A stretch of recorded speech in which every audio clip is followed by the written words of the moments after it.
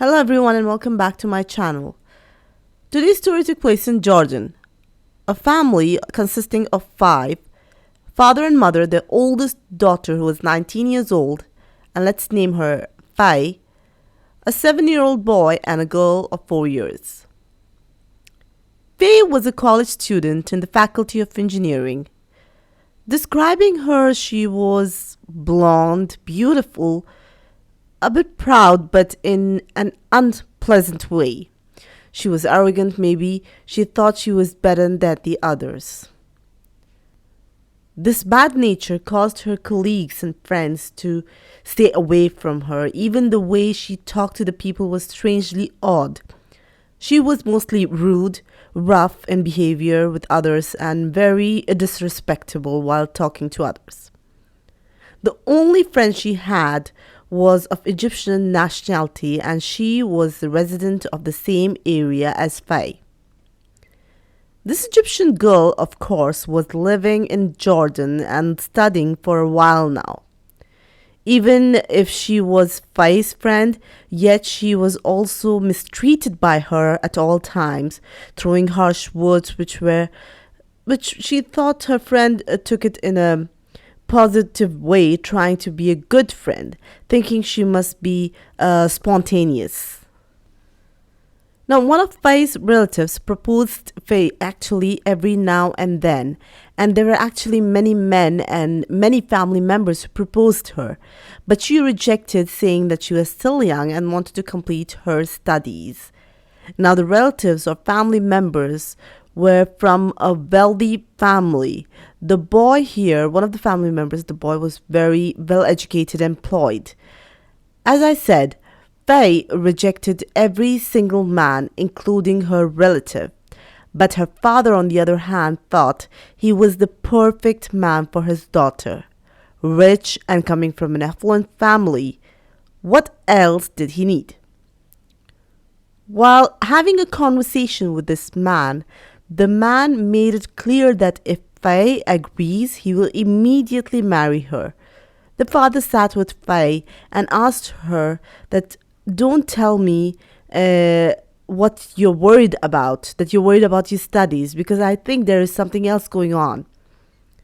At first, she said, no, it's just my studies. I just want to complete my studies. But then, when she thought that she could rely on every word he's saying, he was calm, and with a gentle and loving tone with his daughter, he was able to make her feel that she could trust her father. Therefore, she spoke up. She said, Dad, there is someone I like. Here, he got angry and furious and started beating and trashing her. The father made it clear that he will not tolerate her ignorance and rejection because of some random person that she likes. But as I said before, the nature of character of Fay was rude and tough. So she was the one who started threatening her father that under no circumstances whatsoever she will marry her relative.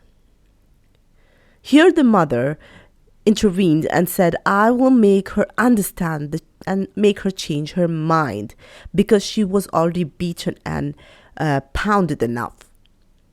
She was now not allowed to attend university or go out and was forced to stay home. Under pressure and after being tortured, the girl decided to agree to marry her relative, and the mother informed the father. After 2 weeks, she was engaged, and still there was a sadness and disapproval which could be seen from her eyes. Now they were waiting for the wedding or the date to be decided when the wedding should take place. Thereafter, she entered the room and phoned the other man. Well, he was crying that how could she leave him and marry another man. She explained the only reason was to make the family members forget her mistake. That is why she was pretending to be innocent and made them feel that way. But she wanted a favor from him. She said this man that before this process of engagement would change into marriage and could go further, she asked him to be ready and set every moment. Hence, she could give him a call and he should be up for it. He did ask up for what? She assured him that it was nothing to worry about, just be prepared. She gave a call to one of her friends, the Egyptian girl, as after Faye's continuous problems, she refrained to interact with her for a while, but Faye started the conversation and apologized, claiming that she was in a difficult situation and still is. She was her only friend. She needed her at every moment, and she would appreciate her visit. Well, her friend did visit her and sat in Faye's room to get comfortable during their conversation. She served her guest and showed her her engagement ring. She said that it was beautiful and congratulated her. She said she was sorry that she wasn't there for her. She asked her for her opinion related to the ring and asked her that, do you like to try it? She was a bit hesitant at first, her friend, but then later, when Faye was insisting to do so, she just took the ring and she said it is amazing and started to make a joke out of it. Faye served her more food. She got out of the room and got her more food, and then she said, how about we play a game? Her friend said, yes, sure, let's play a game. She explained the rules of the game. She said, I will tie your hand and you should just try to untie it. I mean, it would be like a challenge. Faye got a rope and tied her friend's hand. It was a bit too tight and she was complaining that it is too tight, dear. I mean, what kind of challenge would that be? And it would be impossible to untie it. Then she said, okay. She said her friend and she started laughing in an odd way. And here she said, oh, fine, I think you are the winner of the challenge. Now take the rope off or untie it. But Faye was staring at her in a very weird way and laughing. She went towards the wardrobe and took out a hammer and struck it on her friend's head. The girl, Faye, went crazy. Her rejection, being proud, and now she was next to someone, striking their head and then bringing a bottle out of the cupboard, which was a bottle of water but was filled with gasoline. She started spilling the gasoline on her friend's body. She also started spilling the gasoline on the curtains, on the furniture, and all over the room. And she locked the room from the inside. She took her bag, the bag of her friend, her mobile ID, and whatever she could, and got out of the room. After taking her friend's belongings, she, before leaving the room, set the room on fire. Her brother and sister were in the lounge, and her mother and father were not at home. She called the man and left immediately with him. The room was on fire within seconds. Her siblings now noticed the room, or the smoke coming out of the room, and started screaming and got out of the house. Here the neighbors gathered and called the police and the fire brigade. They started screaming out and they started screaming that their sister was inside the house. They got in the room, but everything by now was burnt into ashes. The body itself was almost completely burnt. It was hardly recognizable.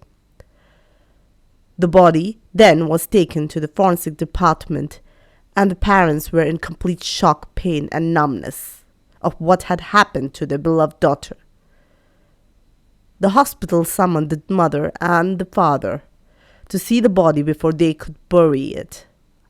It was impossible to recognize it, as I said before, because it was completely burnt and damaged. They handed the ring over to the parents. This case was filed as a societal case, but now the media took over the news of the girl who committed suicide by storm. The world was turned upside down. Faye committing suicide ended to be the pressure given by the families on forcing her to marry, of the torture and harassment as the media took the coverage over this news. Even her fiancé was in shock and trauma because he was also responsible, as people said, for forcing her to marry him. Now, during these events and during the funeral, the parents of the Egyptian girl at the same time filed a report of their daughter as she was missing. They were searching for her, asking in the university, the faculties and the students. On the third day of the funeral reception, the close family members arrived from far and near. They lived a bit further from the other people, so they arrived late. They thought that the deceased person was the sister or brother of Faiz. When she returned, the women's section, let me say you something, in the religion of Islam, especially in the funeral reception and other events and occasions, and in most of the countries in the Muslim world, there are separate sections for men and women so that they can offer their condolences. The woman here called her husband. He didn't answer while she was so anxious to leave. When he answered, he was like, "Why are you so desperate?"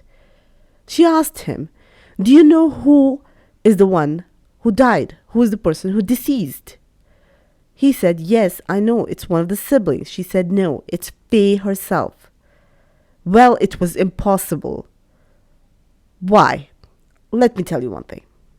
This lady here and her husband came in contact with Faye and a man that she stated was her husband, and they did know that Faye got engaged, so it could be a normal thing, and they got into conversation and then left. Now, these events took place 2 days before, and as I said before, Faye died before 4 days. The man went back in and asked his uncle that I have certain questions. He knew that it was not the right time, but he had to ask. He asked which one of your children or daughter had died.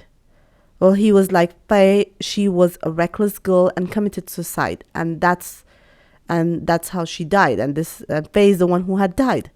He said, I want to talk about this specific topic, about this topic, and can you come outside? By now, he called his wife and the mother of Faye outside too. They said Faye had died, as you said, but we have seen her in the market before 2 days.